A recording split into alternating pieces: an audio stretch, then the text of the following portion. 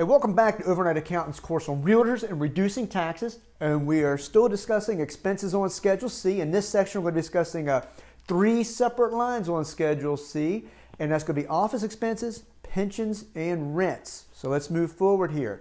Let's start with line 18, office expenses. Now, you'd be surprised to tell, from like many things in the IRS, that this is actually one of the more confusing lines on the Schedule C. And this is an area where the way we do things in practice and the instructions often conflict with common sense. So it's one of those areas where items you may think are office expenses really aren't office expenses. So we're going to try to reduce that confusion a little bit with this section of the course. And what you're going to find is most items that you may believe are office expenses are really deducted elsewhere on the Schedule C. Now, when you think of office expenses, I want you to think of the expenses of running the office, not supplies associated with the office, other than one type of supply, which we'll discuss here briefly. Now, most home offices, if you have a home office, most are going to have very few office expenses because you're going to have the home office, your 8829, and many of these items would be deducted there or they could be deducted there. However, as I'll mention in a few moments, if you don't have a home office, many of these items that are related to the office in your home, quote unquote, even if it doesn't qualify, are still deductible in this area and other areas on your return. One of the items that would apply as an office expense, remember we're associated more with items of running your office, not supplies. So one of those items that help you running your office would be like a cleaning service exclusively, for your office area. So that would be one example. There's a few more. Office and water for your office or your home office if it's not a qualifying, 8829 qualifying home office. Plants and care for office plants in that home office. If you're able to segregate out those costs, remember, every $100 of deductions can save you up to $43 in tax, and that's what we're after. So inexpensive decorative items, remember those dollars add up. Answering service. Now, this is not an item that would be included with it's not voicemail on your cell phone, and it's not really a machine, which would be deductible for your office. What we're really thinking about here is an outsourced answering service where someone else would pick up your phone and take messages for you and that sort of thing. So that would qualify. Inexpensive box software that keep your office running. Let's say if you purchase Microsoft Office or something like that and it's less than $500, not depreciable, that could be put on this line. Business apps for your iPad or cell phone could also be considered an office expense. Antivirus software for your office computer. If you're getting it for more than one computers and some of those computers are not associated with your office, those would only the portion that is business use would be deductible there. So remember that. Online fax service. Many folks now use online fax services. That would be an office expense that would be deductible. Cleaning supplies is what I was referring to earlier. Most supplies are not deductible on this line. However, cleaning supplies are. And I have question marks. Those are still supplies, but they're expensive keeping your office running. So if you purchase office expense items for your office or your home office, even if it doesn't qualify, a portion of those supplies that are used for your home office could be deductible as an office expense. Small furniture and fixtures for your office. Storage boxes and filing boxes for your office items. Subscriptions for the office. If you happen to have an office lobby where potential clients or clients wait for you for the next appointment, that would qualify if you have subscriptions that you put out there for them to read while they're waiting for you. Chairs and floor mats would also qualify. Office consumables, however, items that are used up during the course of the year, to say paper clips, paper, toner, all those items really aren't office expenses as many of us would think they are. Those are really supplies. So go figure. It's just the way it is. Okay, leased items such as a copier, which you might think is an office expense, is really a rent, which we'll discuss shortly. Now also remember that any assets, anything you would purchase over $500 has more than a 1-year life. That may need to be depreciated. So just keep that in mind also.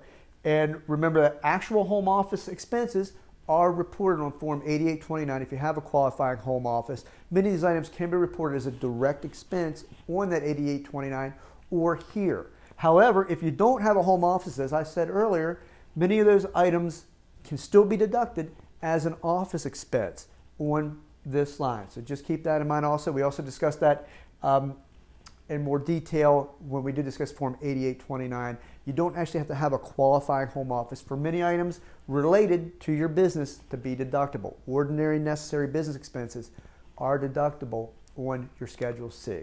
So that's it for that section. Let's move on to pensions and profit sharing plan expenses, and that's line 19.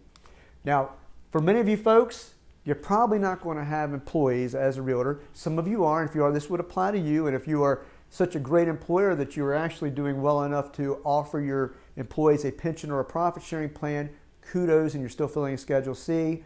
That's awesome. You may want to look to possibly do an S Corp or something like that, but that's not what this class is about. So remember, these expenses are only for employees, not your personal retirement as a sole proprietor. And what it pertains to are contributions to retirement plans that you as the employer would make for employees. So it's not items that they would deduct from their paychecks for like a 401k or any type of retirement plan that they will be able to deduct from. Not their contributions, it's what you contribute, like your share, your matching, so for say a 401k would be reportable there. It also includes any fees related to the retirement plan. So fees for processing certain tax returns, fees for any fees that would be associated with your pension and profit sharing plans, those would be reportable on those lines. Remember, however, if you're self-employed, which you are by law, as a realtor working for a broker on commission, yours are reported. Any items that you would, the contributions you would make rather to your IRA, let's say, or if you have a SEP plan or a simple IRA, those items are really deducted on the front of your 1040. They are really not deducted and are not deductible on the Schedule C itself. So keep that in mind. So that was easy enough. We just made it through pensions and profit sharing plans. So let's move forward to rents or lease, which is line 20 on the Schedule C. Now this is a little more complicated, as many items are, I guess, on the Schedule C. However, there's two lines that go with this. So there's line 20A. If you're looking at your Schedule C and following along, you'll see that line 20A is vehicles, machinery, and equipment.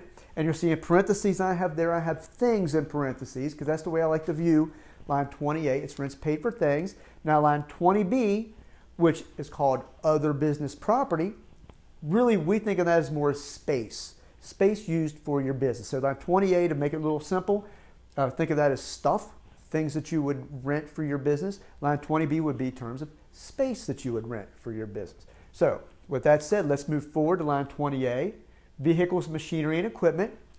This would include leased vehicles. Now remember, we discussed this in the car and truck expense section, auto section of this course. If you're leasing a vehicle, make sure you go back and review that section when you're preparing your return or getting items ready for your professional to do your return. Now, only include the business portion of the lease payment. So if you drove 10,000 miles that leased vehicle during the year, you're only be able, and you only used 2,000 miles for business, 20% of that lease would be deductible as a rent. However, keep in mind too that this deduction may be reduced by what we call an inclusion amount, which is based on the fair market value of the vehicle. So that's kind of confusing there because your deduction is reduced by an inclusion amount, which you would think would kind of add to it, but it actually reduces it. So keep that in mind. Remember the auto section earlier, we discussed that in more detail, and also publication 463 leases that inclusion amount based on the fair market value of the vehicle when you place it in service. So just remember that's what I've deducted there. Visit the auto section. Lease payments, however, your software, if you're doing it, they should carry forward. Be very careful of this because if you're a do-it-yourselfer and you lease a vehicle, remember we tell you over and over to get a professional, but if you're doing your own return, make sure that the item where you enter it properly in the software and it carries over to the rent section. It's not included in your auto expense on the separate line on your Schedule C. Also, if let's say you buy a vehicle, or you rent a vehicle for a business trip. You get a rental. You go on a business trip, you're there for a week, you get a rental car while you're there, you fly in. That is really not a rent. That is a travel expense. Remember, like many items on a tax return, remember to ask why you do it. And often if you answer the question why you do it, what was the purpose of the expense, it'll lead you to the proper line. So you rented it for travel. That was really more of a travel expense. It's not really something rented long-term over 30 days for your business. Machinery and equipment would also go on this line. Let's say office equipment, so copiers, for example, we discussed earlier. That would be included as a rent. It's a common item, folks. Probably not so common anymore because they're so inexpensive, but they used to be big time. You had a big old Canon copper, whatever kind of copper you had. You usually had to lease those and rent those. So tools and other items rented for your business. Let's say, for example, that you have a listed property, you want to clean it up, before you to make it look nicer, to increase the sales value. Let's say you rent a pressure washer to clean it up, or let's say a steam cleaner for the carpets. That would be a rental expense. That would be reported on line 20A. Another example would be, let's say you have an open house at a property and you get a bounce house for the kids, or you rent other items for that open house, whether it's coolers or other equipment that you would have for that open house, a PA system, whatever it may be. That would, if you rented it, that could also be included as a rent. However, remember, if you rent it and it includes certain services, that may be deductible. If you also rent the DJ that comes with the PA system, that could be reported elsewhere, and you may also have a 1099 issue, which you could have with rents also, which we'll discuss in a minute. Stuff rented for business use. Remember, line 20A is really about things, items that you would rent for business use. All right, let's move to line 20B, and that is other business property. And here's we say that we're really talking about space. Now, this doesn't include your home office, so the thing about it is office space rented, that is not your home office. So if you have a qualifying home office and you rent, so you have an apartment or a home and you use one of the rooms exclusively and regularly for business, that portion of the rent would be deductible on 8829. It wouldn't be deducted here. So we're talking about office space other than your home office. This could include, say you have at the broker's office, you got a cubicle that you rent for your own use, or you just pay some sort of fee to have space there when you need it. That could be included. Let's say a lot of folks are now using, I can't remember exactly what you call them, but it's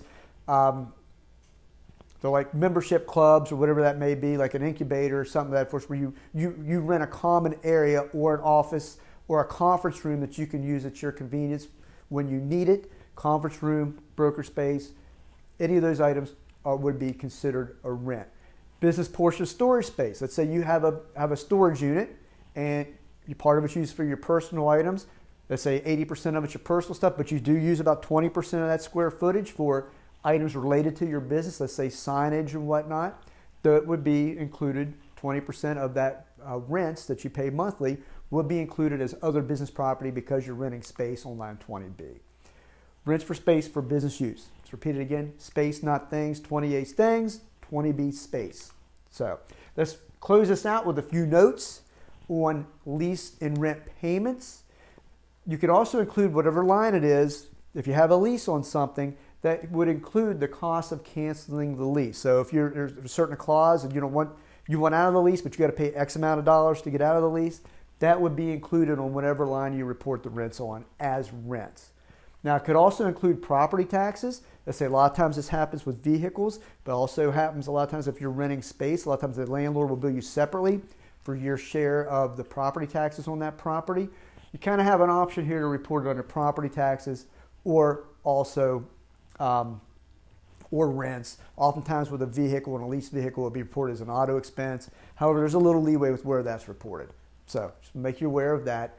Now, here's something that may get tricky. If you're paying in advance, they're generally not deductible in the year of payment. There's one exception for that, which is called the 12th month rule exception. If you're going to claim that exception, make sure you get a professional. However, generally speaking, items that are payable in advance, and you often see this with a leased vehicle. Oftentimes they'll say, whatever it is, $2,500 down, $3,000 down for a 60-month lease or whatever your lease term is. Then $3,000 down. Then you start making your monthly payments. That $3,000 needs to be broken up over the term of the lease, and a certain amount would be deducted each month for, if you have the vehicle part of the year. If you have a 12 months, of course, 12 months of it would be deductible. But what you want to do is to take that $3,000, for example, divide it by 60 months. Let's say if it's a 5-year lease. And there you go. That determines how much is deductible per year. And however many months during that year that you lease that vehicle, that's how much you could be deducted as rents. And it's important that you keep that in mind for years, because often, remember, every $1,000 is $430 potentially, if not higher, in potential tax savings. So oftentimes you may forget about that $3,000 payment you made 18 months ago when you got the lease. Make sure you have that, because a lot of software will not carry that forward for you. And oftentimes it's very hard to figure out how to make it do it anyway. So some of the stuff you may have to track by hand if you're doing your own return. Also, on the other hand, if you have a professional doing it, if they don't know about that amount you paid up front, you're going to lose a deduction. So keep that in mind. Also, if you own the property, if you obtain any ownership in the property, either during the lease term or after lease term is up, these may be considered an asset and really not a rental. And you see here, you want to get a professional if you're in that situation. Oftentimes these are called conditional sales contracts, lease to own, those sorts of things. Excuse me. Make sure you get a professional in situations, because that may actually need to be depreciated, or special rules that go along with that. Any portion of the payment applied to the ownership. Let's say you're doing a buy down on a potential lease with an option to buy later. Get a professional. These can get a little complicated also. Note here, rents paid to friends or relatives. This is where a lot of folks get in trouble. If you're paying rent to a friend or relative for, let's say, a vehicle or office space or anything of that type, make sure you're paying fair market value rents for that property.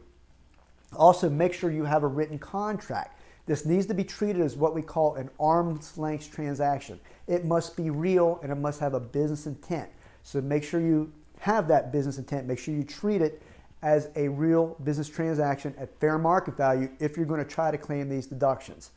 Also, make sure if you're claiming it as expense, you're renting a vehicle off a relative or office space off a relative or a friend, your expense is their income. You may also have to give them a 1099. So make sure whatever you're deducting, they're including as income. This is where a lot of folks get in trouble with these. So just be careful. Also, remember to ask why. I said it earlier. Rents for billboards, let's say, your billboard, what is that really for? Ask why. It's really promotional expense. It's advertising. Booth space, say at a county fair or a trade show, that would be it's a promotion. You're doing it for promotional purposes. That would be reported as advertising. Also remember, as I said several times, 1099 miscellaneous may be required for many rent payments. So remember that. We have a separate course that covers that. It may really help you out, keep you out of trouble also if you want to take that course. And that's really it for that section. And I'm kind of glad it is, because you may tell my voice is going a little bit and I need to get a drink of water. And we'll see you in the next section.